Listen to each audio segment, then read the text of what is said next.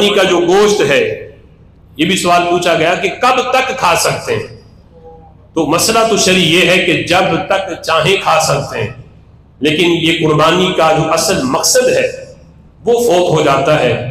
اکثر لوگ جو قربانی کرتے ہیں وہ اتنی استطاعت رکھتے ہیں کہ وہ پورا سال جب چاہیں گوشت کھا سکتے ہیں۔ اب وہ جناب گوشت کو سیو کرنے کے لیے اس موقع پہ الگ سے نیا فریزر خریدیں کہ بھی ہم نے گوشت جو ہے اس سے بھرنا ہے اور اس کو سٹور کرنا ہے، ذخیرہ کرنا ہے، تو قربانی کا اصل مقصد فوت ہو جاتا ہے۔ قربانی کا مقصد یہ ہے اظہار کرنا،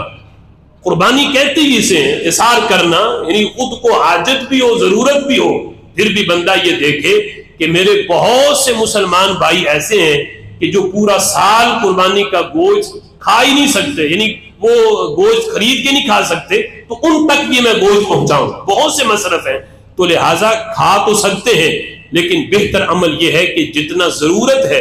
اتنا جو عید کے ایام کے اندر ختم ہو جائے اتنا رکھا جائے، اور بقیہ سارا جو ہے وہ فقراء میں بانٹا جائے۔ یہی قربانی کی اصل روح ہے، یہی قربانی کا اصل مقصد ہے۔ اللہ تعالی عمل کی